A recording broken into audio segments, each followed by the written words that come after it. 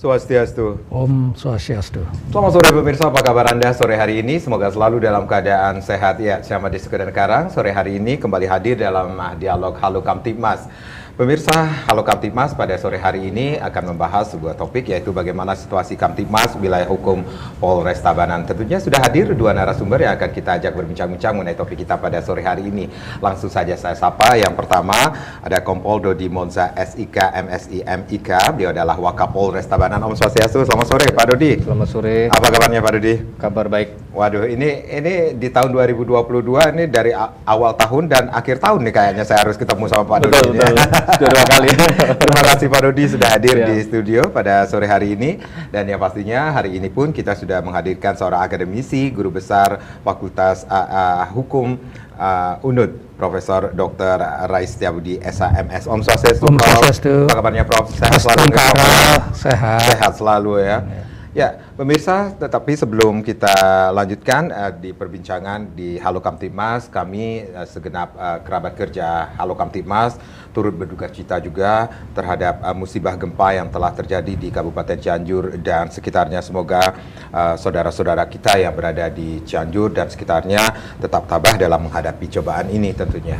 Baik, saya akan langsung saja ke Pak Dodi ini selaku Wakapolres Tabanan. Kita baru saja menghadapi atau melewati bisa dikatakan perhelatan yang sangat luar biasa sekali. Semua mata tertuju ke Bali Niki dengan pergelaran perhelatan G20 ini sendiri. Baik, Pak Dodi, ini ada komentar nggak sih dengan perhelatan ini sendiri yang cukup sukses yang di mata dunia Niki? Baik, ya tentunya kita semua patut bersyukur karena rangkaian kegiatan ini bisa berjalan dengan baik, aman, lancar, tidak ada kendala apapun. Yeah. Nah tentunya ini tidak lepas dari kerjasama berbagai pihak.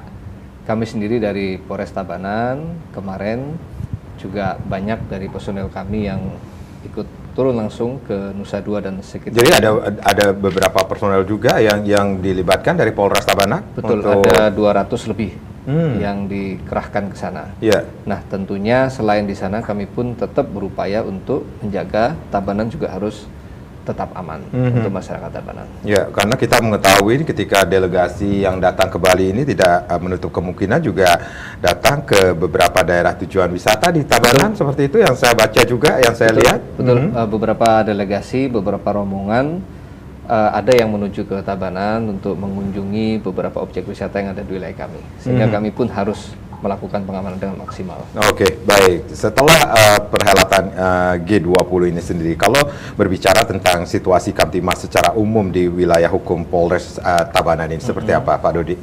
Ya, sampai dengan saat ini Astungkara alhamdulillah masih relatif aman, terkendali, kondusif.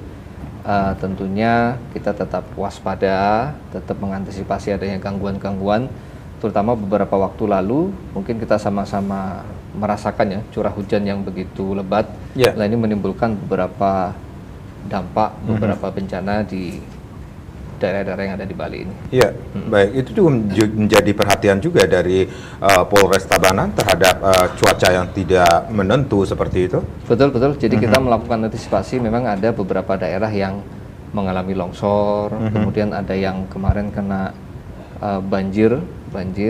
Nah, itu kita berusaha maksimal mungkin untuk membantu masyarakat, baik membantu melakukan pembersihan bersama-sama. Kami pun memberikan bansos kepada keluarga yang membutuhkan akibat dari dampak dari alam itu. Jadi antisipasi juga tetap dilakukan. Pasti kita ada daerah-daerah tertentu juga yang menjadi perhatian ketika cuaca yang tidak menentu ini sendiri sehingga terjadinya beberapa bencana juga, termasuk juga di Tabanan. Betul. Saya kira rata di kecamatan-kecamatan yang ada di Tabanan ada kejadian, namun tentunya dengan kuantitas dan kualitas yang berbeda dampaknya. Namun kami tetap memonitor semuanya, dan apabila memang kita monitor, kita ketahui, langsung kita turunkan personel kita ke sana untuk melakukan apa yang bisa kami bantu kepada masyarakat. Oke, baik. Tapi secara umum nih situasi Kamtibmas di wilayah hukum Polres Tabanan cukup kondusif juga? Cukup kondusif. Dan itu mendukung juga untuk masyarakat agar bisa beraktivitas di saat Betul ini. sekali, betul sekali. Baik, Pak Dodi dan Prof, kita rehat sejenak. Nanti kita akan lanjutkan lagi di dialog Halo Kamtibmas bagaimana situasi Kamtibmas wilayah hukum Polres Tabanan. Pemirsa, jangan kemana-mana. Kami akan kembali, tapi tentunya setelah yang berikut ini.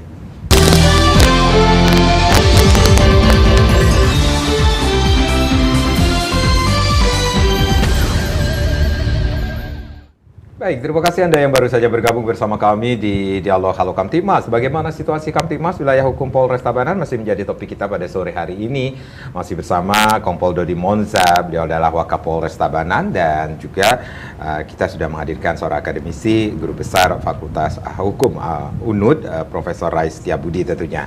Baik, kalau tadi Pak Dodi mengatakan bahwa ini situasi cukup kondusif di wilayah hukum Polres Tabanan, tetapi bukan berarti tidak menutup mata bahwa gangguan Kamtibmas juga pasti terjadi seperti itu. Nah, seperti apa angka kriminalitas atau gangguan Kamtibmas di wilayah hukum Polres Tabanan ini sendiri, Pak Dodi?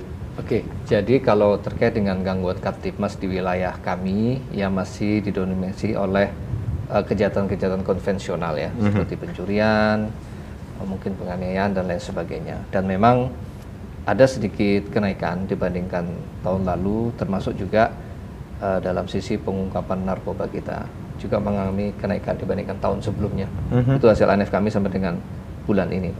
Oke, berarti ada tren pengungkapan kasus juga yang cukup menjadi perhatian. Misalnya narkoba itu tahun kemarin kita total ada 39 kasus. Nah, ini sampai dengan bulan ini kita sudah mengungkap sebanyak 45 kasus. Ya, kemudian kriminal juga ada kenaikan. Tahun kemarin sekitar 119 kali kejadian. Lah ini sampai dengan bulan ini sudah ada 146 laporan yang kami tangani. Oke. Ya.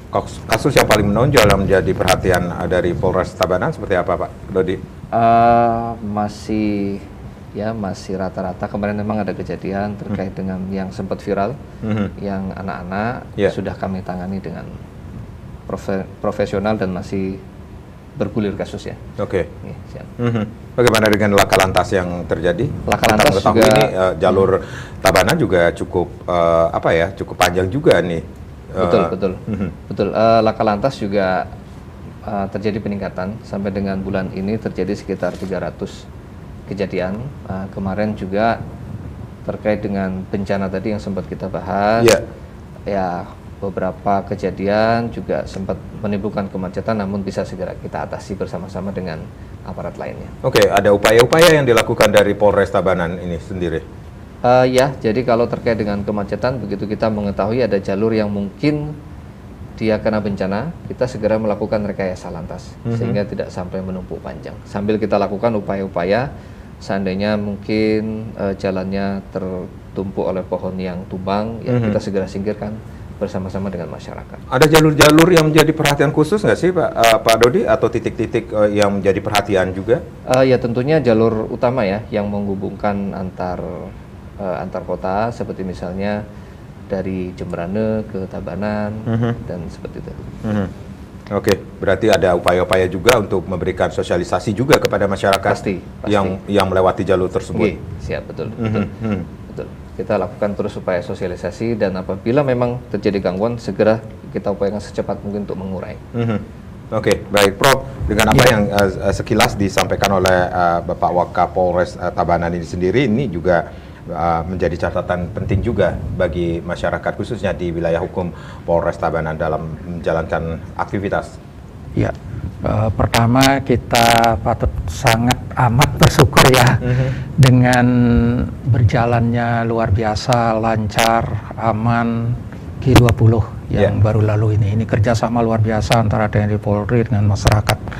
Itu sudah terbukti dan patut kita syukur ya berkat dari yang di atas itu semuanya berjalan lancar dengan sangat amat baik itu yang menjadi sorotan dunia. Kita syukur sekali. Jadi dengan itu Bali itu menjadi semakin dikenal dunia. Ya. Bahkan yang menjadi sorotan juga ketika Bapak Presiden kita melakukan press conference meminta maaf kepada masyarakat Bali karena terganggu aktivitasnya di jalanan seperti itu.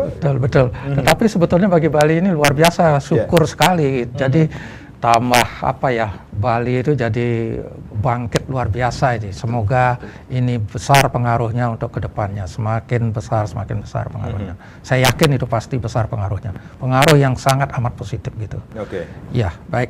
Nah, berbicara mengenai Kamtibmas di Tabanan, apa yang diuraikan oleh Pak Kapolres tadi, itu memang tidak bisa kita hindari ya kejahatan itu. Di mana ada masyarakat, di situ ada kejahatan. Oleh karena itu, di mana ada masyarakat, di situ pasti ada hukum. Jadi hukum itu adalah untuk menekan kejahatan sebetulnya supaya tidak terjadi kejahatan.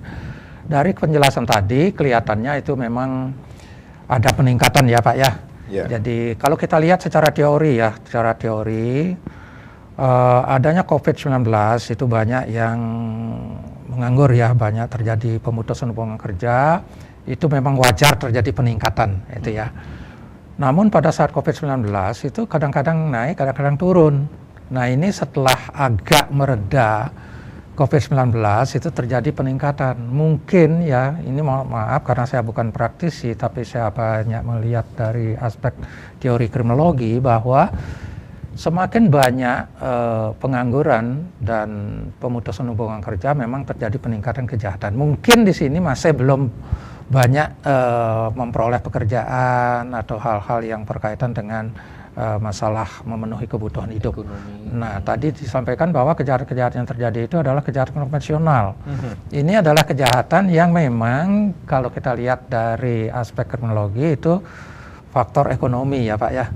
Jadi karena faktor ekonomi mereka untuk makan, kebutuhan hidup dan lain sebagainya. Nah, yang patut kita sayangkan, yang lagi satu itu narkoba. Narkoba ini meningkat ini. Nah, ini sebetulnya kita perang melawan narkotika sejak tahun 80, tapi tidak pernah kita berhasil memerangi narkotika. Dengan adanya perubahan Undang-Undang nomor 35 tahun 2009, bahwa tidak semua yang kalau dulu itu kan korban pecandu itu dipidana, tapi sekarang korban pecandu itu direhabilitasi. Tapi toh juga terjadi peningkatan. Nah ini perlu pemikiran yang luar biasa untuk bagaimana kita melakukan terobosan-terobosan terhadap penanganan kasus narkotika ini. Dan bahkan narkotika ini tidak mengenal umur. Jadi dari usia anak-anak sampai usia dewasa. Nah ini sangat-sangat membahayakan. Jadi memang masalah besar yang dihadapi bangsa kita ini adalah masalah narkotika, masalah teroris, masalah korupsi. Jadi memang rumit urusannya ya. Nah walaupun demikian kita tidak boleh putus asa untuk berjuang melawan narkotika. Jadi dulu ada istilahnya perang total melawan narkotika. Jadi kita tetap berperang untuk melawan narkotika, perangi. Bagaimana caranya gitu ya. Ya kita berharap kita tidak bisa lemah di dalam melakukan perlawanan terhadap kejahatan narkotika ini. Dan itu tentu tidak cukup penegak hukum saja dalam hal ini polisi, tetapi juga masyarakat. Mari kita sama-sama untuk memerangi narkotika ini yang sangat membahayakan. Bukan berarti tugas polisi saja, Pak. Ya betul. Prof, ya. Ya betul. Jadi polisi saya rasa tidak mungkin bisa bergerak sendiri ya tanpa dibantu oleh peran serta masyarakat.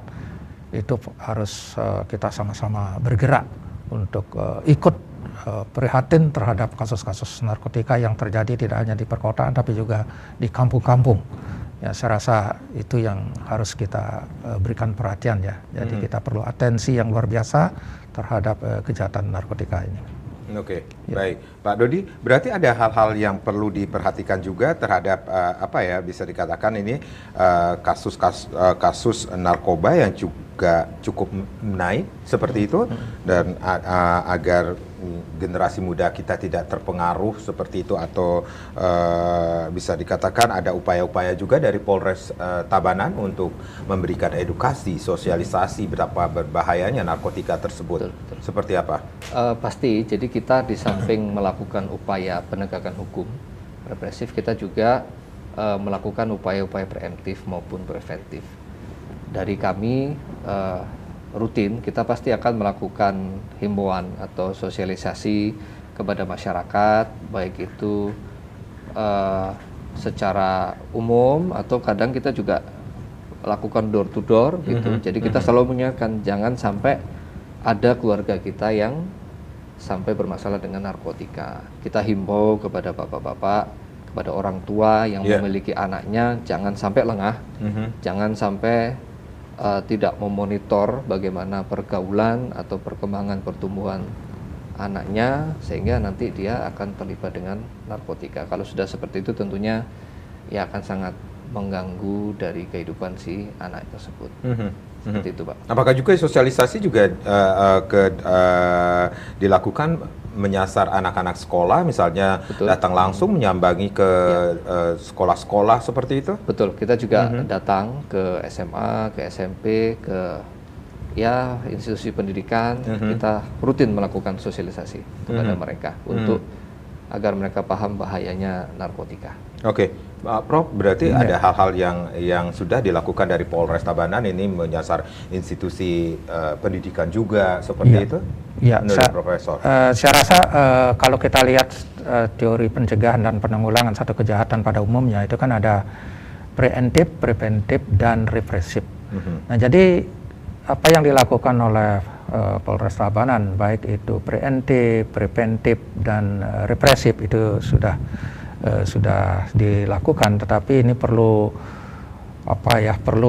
lebih diaktifkan lagi gitu. Jadi terutama dengan masyarakat, karena kita sebetulnya sudah punya peraturan daerah tentang memfasilitasi pencegahan narkotika itu. Nah, rupanya ini belum efektif ini kalau pikiran saya ini, karena Perda ini sudah lama kita punya, tetapi nampaknya belum efektif implementasinya. Nah, ini perlu bagaimana, siapa yang menjadi inisiator di sini agar Perda itu betul-betul bisa ditegakkan atau diimplementasikan di masyarakat ini. Ini perlu kerjasama yang baik antara penegak hukum dengan kepolisian, dan begitu juga dengan tokoh-tokoh masyarakat, tokoh agama dan lain sebagainya. Karena Perda itu sudah lama kita punya, tapi nampaknya belum begitu diimplementasikan. Karena Perda itu menyangkut masalah-masalah di pedesaan, baik itu di desa adat maupun di desa dinas, itu harus saling berkoordinasi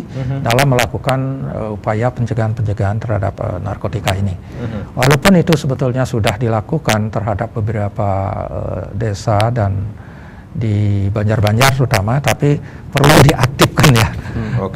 Ya, perlu diaktifkan. Jadi implementasinya di masyarakat, di lapangan yang perlu. Iya, betul. Ya. Yang diperlukan seperti itu. Iya, jadi benar-benar harus diimplementasikan secara nyata. Jadi. Baik. Prof dan Pak Dodi, kita rehat kembali. Pemirsa jangan kemana-mana, kami akan kembali saat lagi.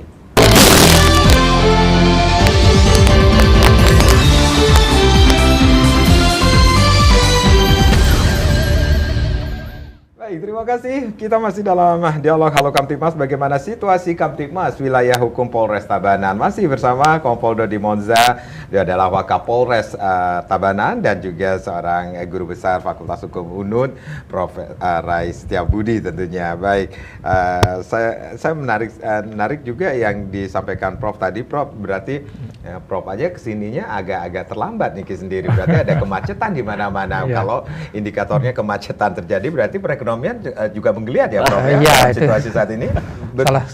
Sering saya dengar Prof mengatakan seperti itu. Seperti itu kah, Prof? Iya, betul. Salah satu indikatornya kan gitu ya. Oke. Waktu COVID-19 itu kan tidak ada macet ya. Lengang ya, Prof. Iya, betul. Tapi sekarang sudah mulai, apalagi sekarang di Bali ini diserbu juga oleh para wisatawan dan lain sebagainya. Sejak agak meredanya COVID-19 itu ya. Jadi kelihatan pariwisata sudah mulai jalan, dan itu salah satu juga sebagai indikator bahwa perekonomian sudah bergerak. Saya yakin perkembangannya di Bali akan semakin baik lah. Tadi aja dari di jalan itu macetnya bukan main. Kebetulan juga ada jembatan yang masih diperbaiki, itu lama sekali itu di Katsu Timur itu yang bawa kemacetan itu. Namun rata-rata itu kelihatan memang sudah pergerakan ekonomi itu. Saya yakin itu indikatornya dari lalu lintas itu, Pak. Oke, salah satunya. Ini keyakinan seorang Prof yang melihat juga keberhasilan G20 juga akan memberikan dampak ke depannya nanti ya, Prof. Iya, tentunya. Sekarang saya rasa dampaknya sudah luar biasa ya. Jadi dengan G20 ini semua sudah mulai, terutama pariwisata, ada keyakinan bahwa Bali ini sebetulnya aman gitu. Karena pariwisata itu kan yang penting ada keamanan pertama ya. Jadi kalau sudah aman itu pasti pariwisata pasti akan banyak datang. Kalau berbicara tentang keamanan bukan hanya tugas dari bapak-bapak polisi saja kan. Iya, betul. Kita sebagai masyarakat juga harus mendukung. Iya, ini yang penting, masyarakat itu, peran serta masyarakat yang penting. Jadi pemerintah tidak mungkin bergerak sendiri tanpa peran serta masyarakat. Oke. Kalau Pak Dodi tadi berangkat dari Tabanan juga lancar-lancar saja kah atau terjadi traffic jam juga di beberapa titik? Ya sedikit lah, tapi masih relatif lancar. Tapi Sukaro ya melihat traffic jam kita ngebayangin sebelum COVID ya, Bro. Pak Dodi. Nah, berbicara tentang COVID ini sendiri kan seperti kata Prof ini angkanya cukup melandai, kemudian bukan berarti COVID menghilang begitu saja. Betul, masih ada masih begitu saja. Nah, bagaimana dengan situasi COVID-19 di Tabanan ini sendiri, Pak Dodi? Situasinya ya dibandingkan dengan puncaknya dulu tentu ini bisa kita bilang agak landai ya. Cuman tetap kita selalu memberikan sosialisasi kepada masyarakat bahwa COVID belum hilang. Tetap waspada. Yang namanya prokes itu harus tetap kita jaga walaupun pemerintah juga level PPKM sudah kembali diturunkan sehingga hampir bisa beraktivitas seperti normal. Namun kita tidak boleh lupa bahwa COVID ini masih ada gitu, sehingga tetap harus waspada. Upaya-upaya yang dilakukan untuk memberikan sosialisasi, edukasi kepada masyarakat bahwa COVID ini masih ada loh bagi mereka yang belum vaksinasi misalnya. Masih bicara, bahkan klinik kita di Polres juga melayani seandainya ada masyarakat yang ingin melaksanakan vaksinasi, baik itu mungkin ada yang kelewat pertama, kedua, nah seperti itu juga kita melayani. Baik, tetap dilayani seperti itu. Tetap melayani. Dan edukasi sosialisasi kepada mereka yang belum mendapatkan vaksinasi seperti itu betul. harus dilakukan vaksinasi seperti demi itu. Kebaikan yang bersangkutan sendiri. Melihat juga mobilitas saya yakin juga di Tabanan juga cukup ramai juga sekarang ya. Betul. Sedang menggeliat seperti itu. Betul, saya kira sama seperti apa yang disampaikan Prof tadi. Ya semuanya lah sudah mulai bangkit semuanya, hampir seperti normal lagi. Pak Dodi selaku Wakapolres Tabanan ini sendiri berarti ada giat cipta kondisi dalam rangka antisipasi gangguan Kamtibmas dari Polres Tabanan dalam mengantisipasi atau memberikan kenyamanan, keamanan bagi masyarakat dalam beraktivitas. Ya, jadi mulai besok kita akan melaksanakan operasi Zebra. Operasi Zebra ini tentunya ya berkaitan dengan Kamseltib Carlantas, sekaligus kita juga berupaya untuk menurunkan tingkat laka lantas. Ya, kita selama operasi ini kita gelar mulai tanggal 24 sampai dengan tanggal 7. Kita memberikan baik itu edukasi sampai dengan melakukan penindakan bagi pelanggar. Hanya memang nanti kita dalam melakukan penindakan ini tidak lagi menggunakan manual, tapi semuanya sudah menggunakan IT atau berbasis elektronik. Baik. Berarti ada target juga yang diharapkan dari operasi Zebra ini sendiri? Ya, tentunya nanti diharapkan dengan adanya operasi ini, ya target kita tentunya masyarakat akan semakin patuh untuk berlalu lintas karena kecelakaan ini biasanya diawali dengan adanya pelanggaran, ya apalagi akibat-akibat yang fatal itu ya mungkin karena dia malas memakai helm atau mengemudikannya kurang hati-hati sehingga berdampak pada terjadinya kecelakaan baik itu yang sifatnya kerugian material maupun sampai terjadinya korban jiwa. Harapan kita tentunya dengan adanya operasi ini di samping bisa semakin memperlancar mobilitas lalu lintas kendaraan, juga bisa menekan angka kecelakaan gitu Pak. Oke, baik. Sosialisasi juga sudah diberikan kepada masyarakat tentang operasi zebra dari 24 November sampai 7 Desember ini sendiri? Siap, sudah Bapak. Oke. Jadi kita lakukan sosialisasi baik itu secara manual maupun melalui medsos ya, dengan harapan ya masyarakat semakin sadar tentang pentingnya kita mematuhi peraturan lalu lintas. Ada yang menarik di sini, pernyataan Pak Dodi ini tindakan tidak dilakukan secara manual tetapi secara elektronik seperti itu. Betul. Berarti masyarakat yang melanggar di lalu lintas, bisa dikatakan demikian, walaupun tidak diketahui tetapi secara elektronik akan diketahui secara langsung seperti itu. Gimana sih konsepnya dari penilangan secara elektronik ini sendiri nantinya atau tindakannya? Jadi untuk apa yang kita sebut sebagai ETLE ya, Electronic Traffic Law Enforcement. Jadi dia ada yang sifatnya statis maupun dinamis. Ya, statis itu tentunya yang ada di persimpangan-persimpangan. Kemudian ada juga yang sifatnya dinamis, kita mobile. Jadi anggota kita akan membawa suatu perangkat khusus. Jadi apabila menemukan suatu pelanggaran maka akan diambil dokumentasi. Nanti tinggal menunggu di rumah. Nanti akan mendapatkan surat terkait dengan pelanggarannya seperti apa, pasal apa yang dilanggar beserta bukti fotonya.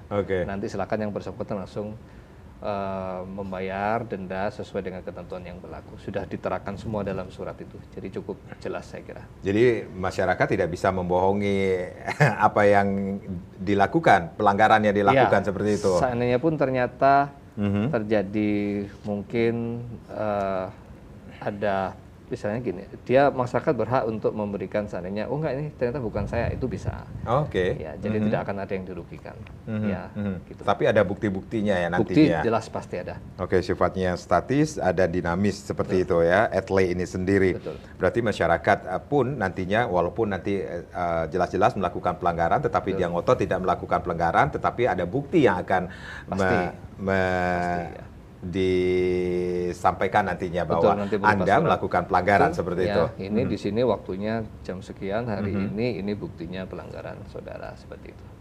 Apa yang terjadi kalau masyarakat tetap ngotot tidak mau melakukan mengakui kesalahannya nanti? Kalau memang itu berarti nanti kedepannya pada saat dia melakukan pengurusan terkait dengan kendaraannya tentu akan mengalami kendala-kendala. Secara otomatis nanti. Secara otomatis. Seperti itu. Baik. Ada titik-titik yang dilakukan atau titik-titik di daerah wilayah hukum Polres Tabanan yang melakukan ETLE ini sendiri? Sementara yang sudah kita siapkan yang sifatnya mobile, untuk yang statis sendiri sementara masih dalam proses. Berarti besok sudah mulai ya operasi zebra ini sendiri, Prof.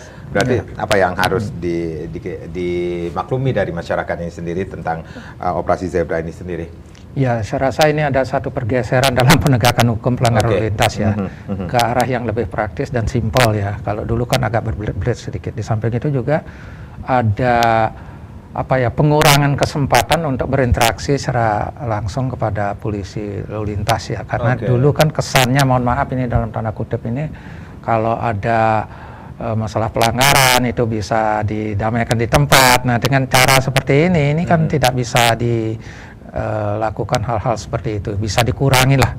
Nah, ini satu hal yang memang terobosan baru di dalam penyelesaian pelanggaran lalu lintas ya. Dan kita berharap masyarakat ini bisa semakin meningkat kesadarannya. Seperti tadi disampaikan, kalau ada yang ngotot seperti itu, buktinya sudah kuat sekali.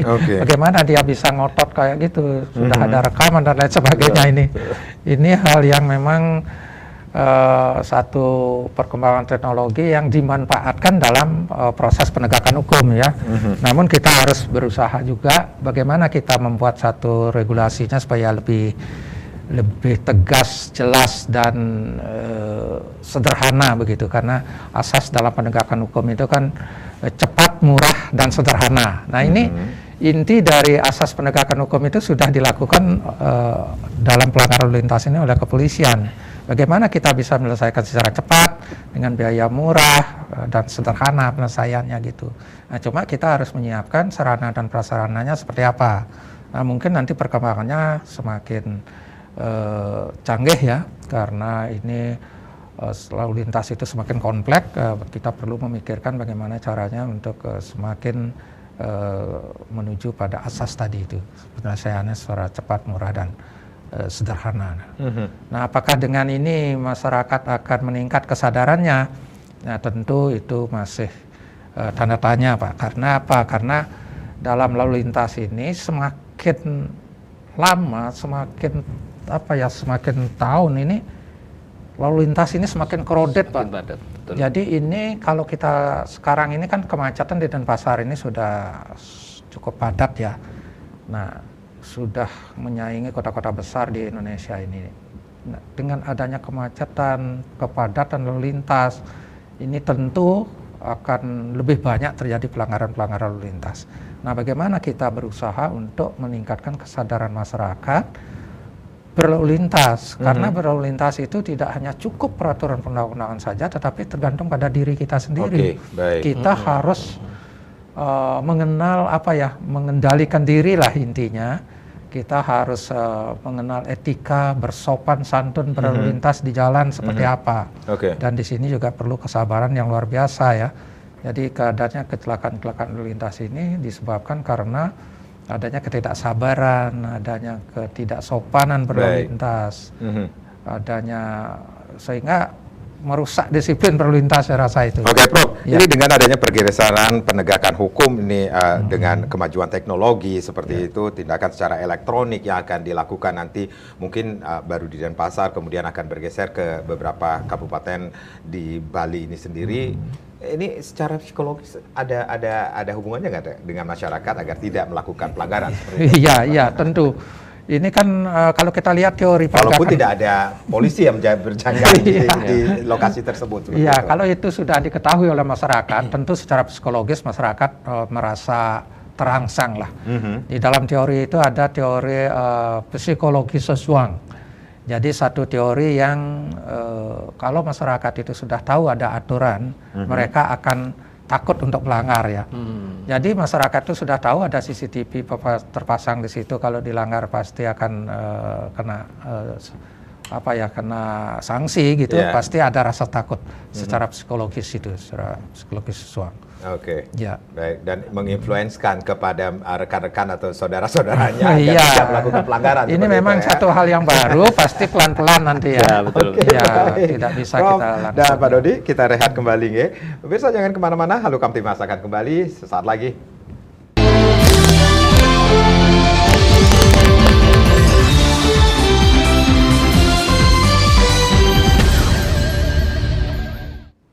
Baik, bagaimana situasi Kamtimas wilayah hukum Polres Tabanan? Masih menjadi topik kita, masih bersama Bapak Dodi Monza, Wakapolres Tabanan, dan Profesor Dr. Rais Setiabudi, seorang guru besar Fakultas Hukum Universitas Udayana. Kita mengetahui ini Bali juga sedang ada perhelatan besar ini dalam cabang olahraga Porprov seperti itu. Tabanan juga kebagian ya Pak Dodi ya? Betul. Jadi kita di Tabanan kebagian ada 6 cabang olahraga. Cabur ya. Salah satunya ada cabang olahraga sepeda, di mana ada 6 nomor pertandingan yang berbeda di dalam sepeda saja.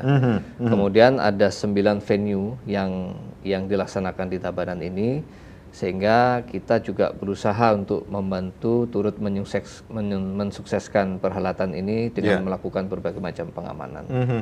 Bahkan nanti puncaknya untuk bola voli finalnya nanti ada di Tabanan. Wow. Nah ini biasanya yang ditunggu-tunggu nih.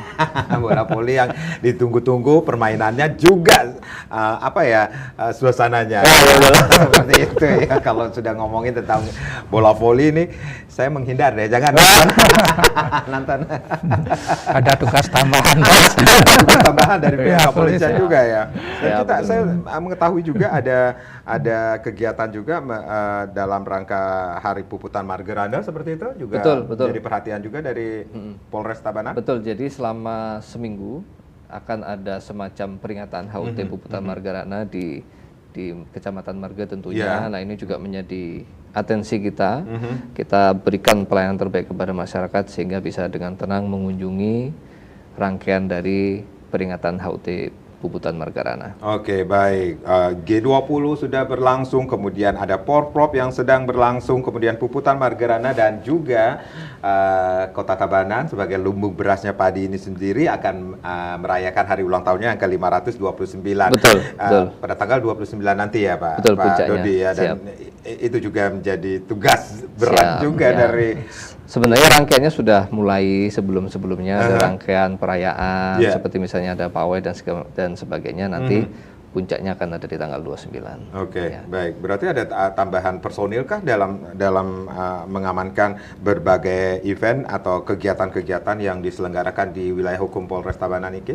Pasti. Yang pertama tentunya kita lakukan adalah melakukan pemetaan dulu ya. Ini mana nih? Seperti misalnya Porprov ini. Porprov dari sekian 6 cabang olahraga, mana nih yang kerawanannya tinggi, mana yang tidak. Dari situ nanti kita akan bisa menentukan kekuatan berapa yang harus kita turunkan dan juga bagaimana cara bertindak yang tepat. Pengamanan di ruang terbuka yang menggunakan jalur dengan di suatu ruangan atau di suatu lingkungan yang terlokalisir dengan baik tentunya akan berbeda cara bertindak. Nah, itu yang selalu kita lakukan dalam melakukan pengamanan-pengamanan. Sudah siap semuanya ya Pak Dodi ya? Insya Allah sedang berlangsung. Sedang berlangsung. Baik, Prof, apa yang dilakukan dari pihak kepolisian Polres Tabanan ini sendiri dengan beberapa event yang dilaksanakan di Kota Tabanan juga bisa dikatakan selain event tersebut juga masyarakat juga nyaman untuk melakukan aktivitasnya. Iya, jadi itu yang penting bagaimana masyarakat itu bisa melakukan aktivitas yang secara bebas, jadi tanpa mengganggu kegiatan-kegiatan masyarakat lainnya. Jadi pemetaan tadi itu oleh kepolisian itu sudah satu hal yang memang sangat tepat sekali untuk bisa lebih memberikan satu atensi terhadap setiap kegiatannya. Karena pengalaman dari beberapa tempat yang melibatkan massa yang banyak, itu betul-betul harus perlu pengamanan yang cukup sehingga kita bisa yakinkan masyarakat supaya tidak ragu-ragu untuk datang, nonton dan lain sebagainya. Jadi pengamanannya sudah cukup baik. Begitu juga hal-hal yang terkait dengan pertandingan seperti itu kan ada pendukung-pendukung yang sangat fanatik misalnya. Nah, ini perlu juga menjadi atensi, tidak hanya keramaian-keramaian secara umum seperti itu, tapi pendukung-pendukung yang fanatik itu. Ini juga bisa membuat satu atau memancing satu semacam kerusuhan seperti itu. Ini saya rasa itu sudah semua diperhitungkan. Saya yakin itu ya, karena tugas polisi itu kan menjaga ketertiban dan keamanan, bagaimana memberikan rasa tertib dan aman dalam suasana seperti itu gitu, dan melindungi masyarakat. Baik, Pak Dodi, ada yang ingin disampaikan kepada pemirsa khususnya di masyarakat kota di Tabanan ini? Silakan. Baik, mungkin ada beberapa hal yang ingin kami sampaikan dalam kesempatan kali ini. Yang pertama, ya kami tetap mengingatkan kepada masyarakat bahwa COVID masih ada, ya. Jadi senantiasa patuhi protokol kesehatan, bentengi diri baik itu dengan vaksin maupun dengan konsumsi makanan yang bergizi, sehingga kita semua bisa terhindar dari COVID dan wabah COVID ini bisa segera berakhir. Kemudian yang kedua, seperti yang sudah terjadi beberapa waktu lalu bahwa cuaca terkadang kemudian menjadi tidak menentu. Nah, ini tentunya harus kita waspadai, khususnya terkait dengan bencana yang mungkin terjadi. Nah, mohon kita semua sama-sama waspada dan selalu hati-hati dalam melakukan aktivitas. Dan yang terakhir, seperti yang tadi kami sampaikan bahwa kami akan melaksanakan operasi Zebra. Tujuannya adalah untuk lebih meningkatkan kepatuhan masyarakat terhadap aturan yang ada, yang nanti muaranya adalah untuk mengurangi terjadinya kecelakaan. Nah, mohon bisa disosialisasikan kepada keluarga masing-masing dan rekan-rekan yang lain. Saya kira itu, Bapak. Baik, terima kasih Pak Dodi, Prof. Dan sekali lagi sebelum kita menutup acara Halo Kamtibmas ini sendiri, saya dan seluruh kerabat kerja mengucapkan selamat Hari Puputan Margarana dan juga menyongsong Hari Ulang Tahun Kota Tabanan yang ke-529. Saya Madi Sekedar Karang, terima kasih. Sampai jumpa. Om Santi, Santi, Santi. Om.